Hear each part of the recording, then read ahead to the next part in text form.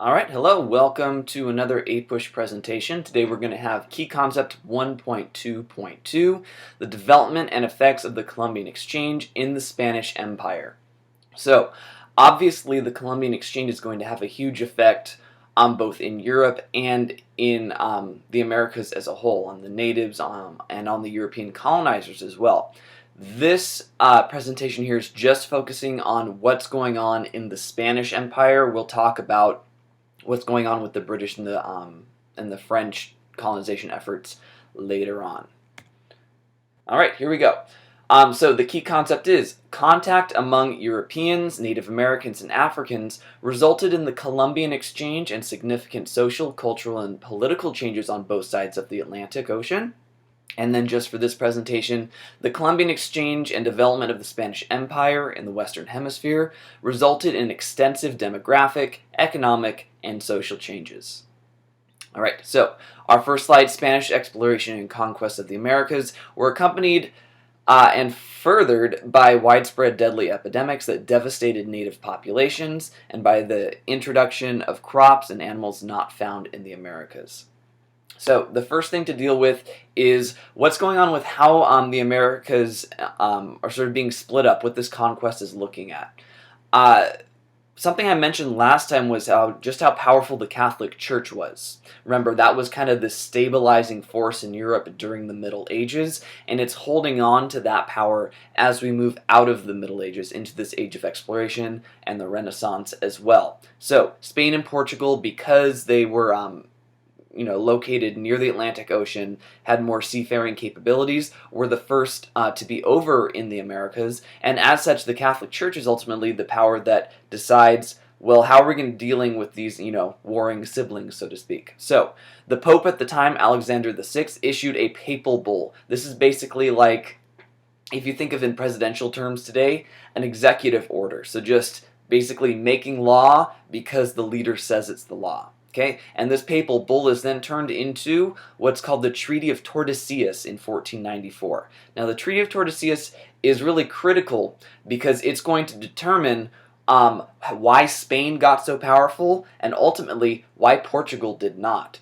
So if you actually look over here, where the mouse is going in this image here, now they didn't know what was over in the Americas really. They were just going along the coasts.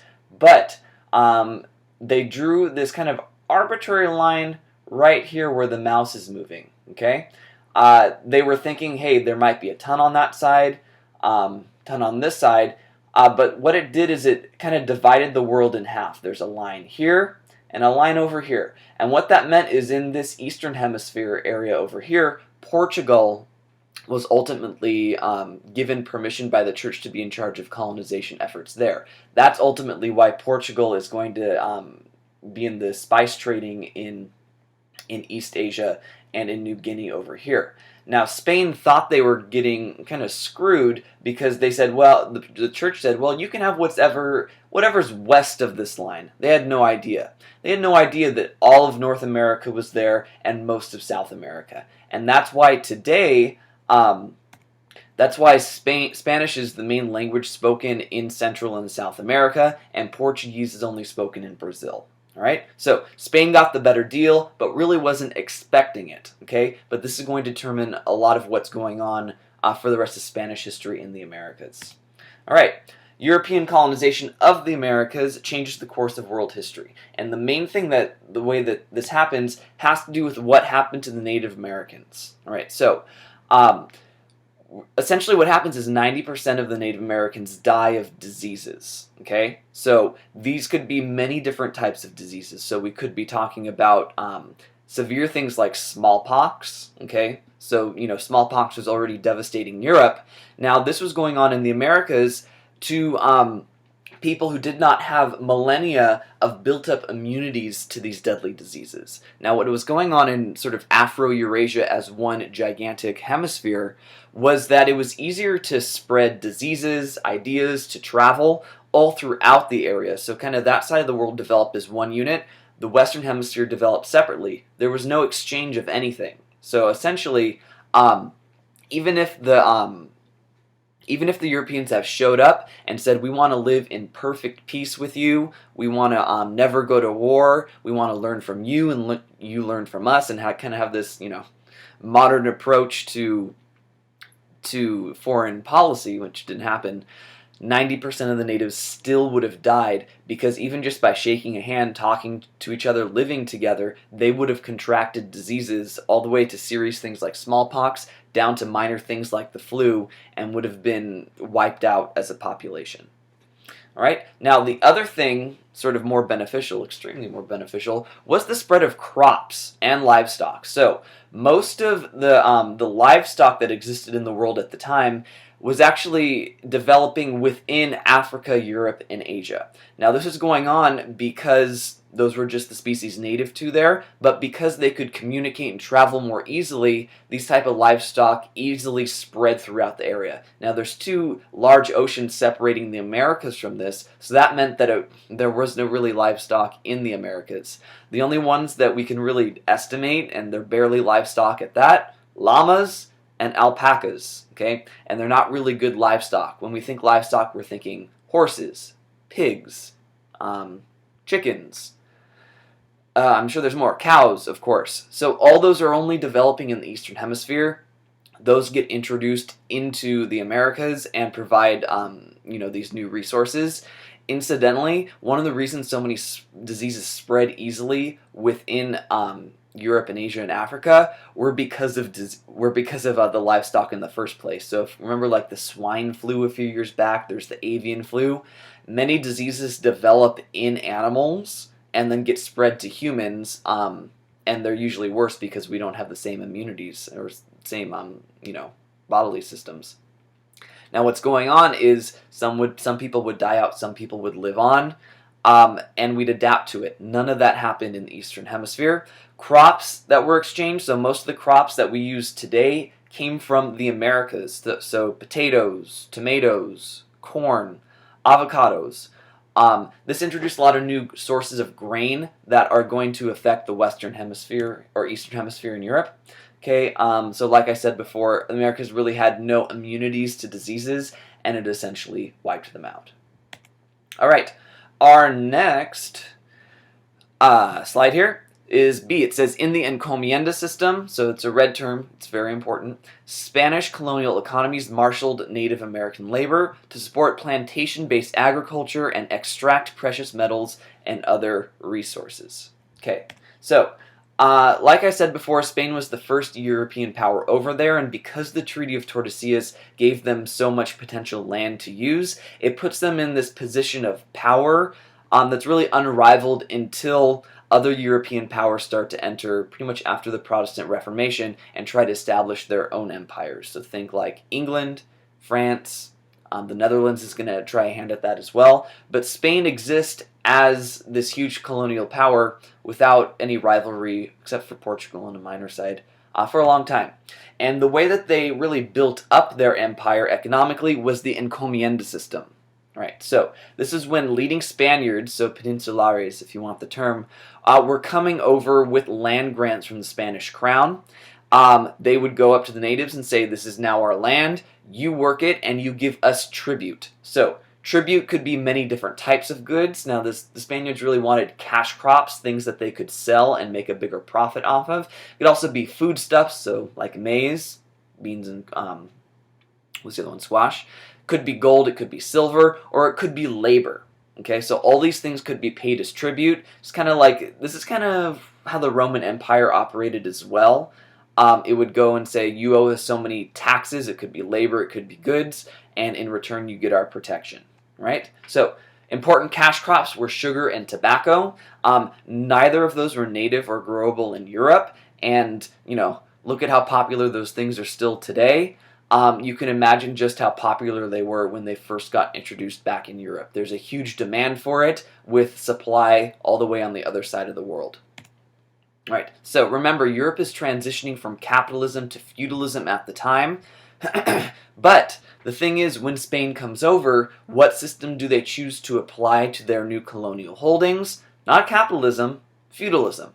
And the encomienda system is essentially feudalism, which is going to set the Spaniards as the lords on top.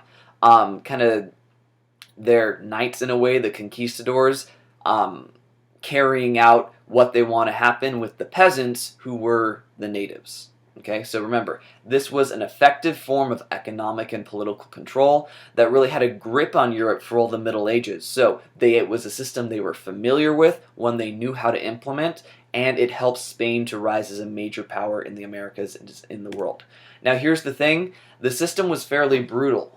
So the natives are coming over and being told that this is not your land anymore. We're taking it and you owe us something. There's going to be conflict, there's going to be war. And when the natives resisted, because Spain had such a longer time to develop things like steel weapons, forms of military resistance, it was very easy for the Spaniards to conquer the natives, and the natives, didn't really have much of a way to resist.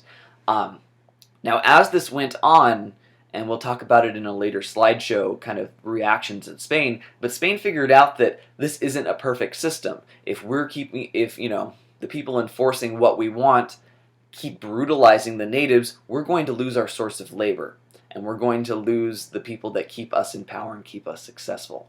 So what happened in 1549 is they instituted a policy called the repartimiento. What that essentially did is, through laws set by the Spanish crown, Indians had some more rights. Now we're not talking about like modern rights, like trial by jury, freedom of speech, those type of things. We're just saying that there were laws on the books that said that the Spaniards over in the New Americas had to be careful about how they treated the natives, especially when those natives had already converted to Christianity. This idea that you're Christian, they're Christian, we're in the same religion, you have to respect them. Now, this policy worked to some degree to keep the Native Americans in line and keep the encomienda system working, but there's still brutality and there's still the system of subjugation of the natives. Alright, next one, C. It says, European traders partnered with some West African groups who practiced slavery to forcibly extract slave labor for the Americas. The Spanish imported enslaved Africans to labor in plantation agriculture and mining. Okay, so let's talk about slavery, how it started in the Americas. So, slavery was already being used in Africa, especially West Africa to some extent, but this was slavery as slavery has existed for centuries, millennia, okay? When we actually look at past forms of slavery, it was not based on race or based on defining someone by how they looked, their skin color, as happened with African slavery here. It was based on conquest. So if we look at ancient Greece and ancient Rome, major powers would conquer areas, take the vanquished as their slaves. Those people would be slaves, and they could eventually buy their way out of slavery and reincorporate into society, because they were the same ethnicity for the most part. They had the same skin color. And we actually see a lot of cases in ancient Rome of former slaves becoming extremely wealthy merchants. We have a lot of archaeology to represent that. Now, what happens with the African slave trade is entirely different. This is what we're calling chattel slavery. Okay, that's a word you're going to need to know all the way through the Civil War. And it meant that slavery was a permanent condition, so you could never get your way out of it. It was passed down to your children, who could also never get out of it. It defined slaves as property, not as people. Okay? And what we get here, and it's a term I'll use later on as well, is essentially this color line, where if you were white, you were free or more free. If you were black, you were enslaved or less free. Okay, so this is kind of a new take on slavery that's going to cause just a flood of problems, especially from a modern perspective, all throughout this time period. What it's also going to do is help build up the Spanish Empire and the Portuguese colonial efforts, because they were getting labor for free.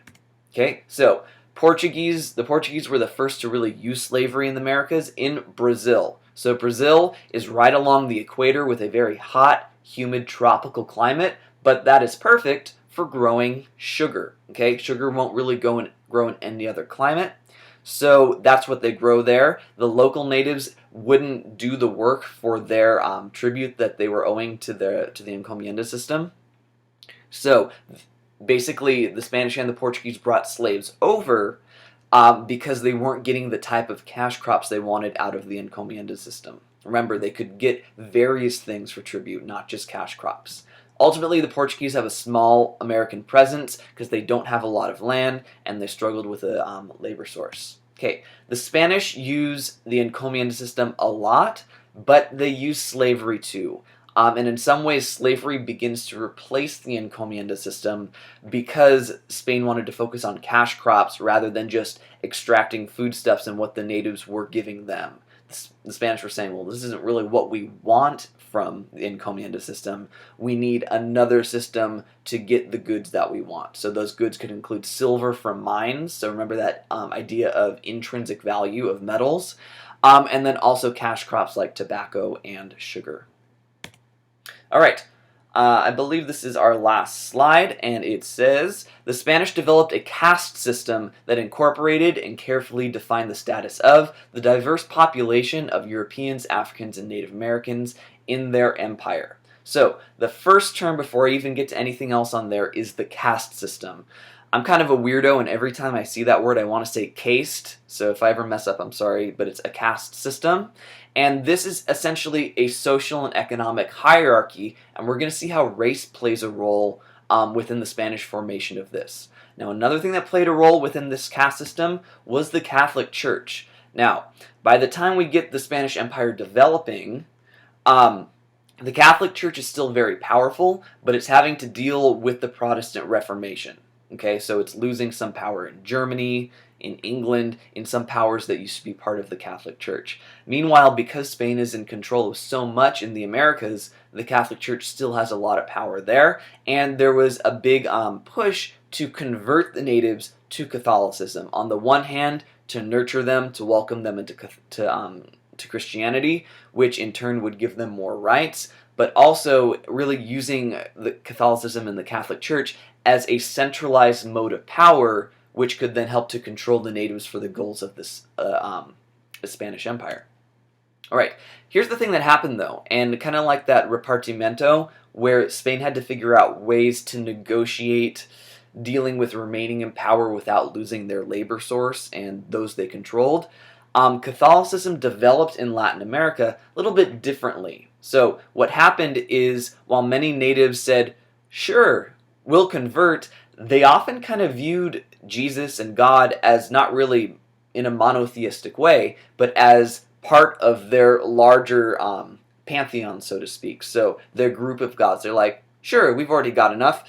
Jesus can join as well. And that kind of sated the Spanish, who were saying, okay, we converted them, and it kept the natives saying we can maintain some autonomy within our religious practices. Now, what develops as a result is that even today, Latin American Catholicism still has this blending of Catholic dogma, so kind of beliefs, but also with traditions from these very old religions, even going back to the Maya. So you'll find that's a little different. Just an example.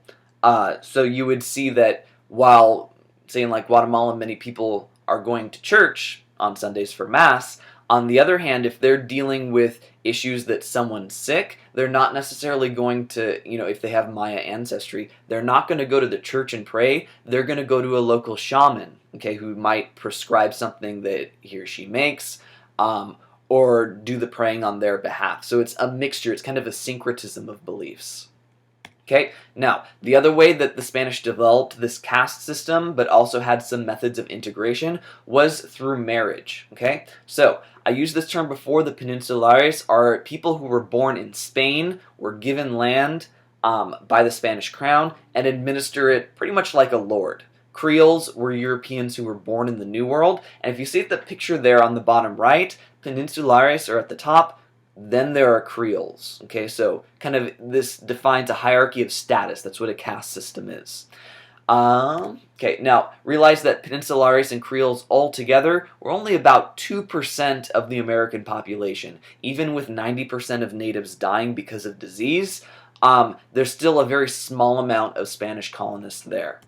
Next below that are mestizos, about 5%, and mulattoes. Okay, now these were official terms that determined one's civil rights in Spanish America.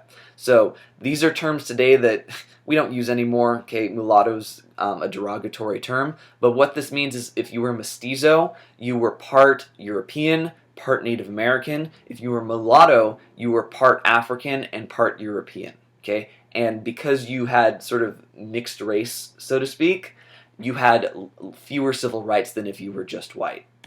Okay, realize that within this caste system there were gender issues as well. So when we see the mixing of European and then both African and American people, it was usually European men and women of color. Now, to this day, there's still kind of this stereotype about sort of African American women going after white women. This goes back to then of this fear of people of a different race. So that's not a new thing. It goes all the way back from the Columbian exchange. If it had been a black man, so an African man, or a Native American man who had tried to marry a European woman, it's an anachronistic term in this case, but really he would have been lynched or killed. It would have been viewed as rape, not as consensual. So you see that there's a gender imbalance as a result because of that. All right, so I talked about this a little bit before. There was the need to keep the Indians on their side, but make their economic system work at the same time. The encomienda system could not work without that steady source of labor, and what happened is the caste system underpinned all of that and helped it work for the Spanish and kept them so successful for so many years. All right, thank you for watching. Your next steps are what they always are. So remember, one note card each for each of those slides there, red or yellow terms only. Make sure to complete your quiz. It's due by 8 a.m. of the due date, or you won't get points for it. You can work on your geography assignment, study for chronology or your geography quizzes, and of course, as always, your next key concept video is already posted if you're looking to get ahead. All right, thanks for watching, and I'll see you soon.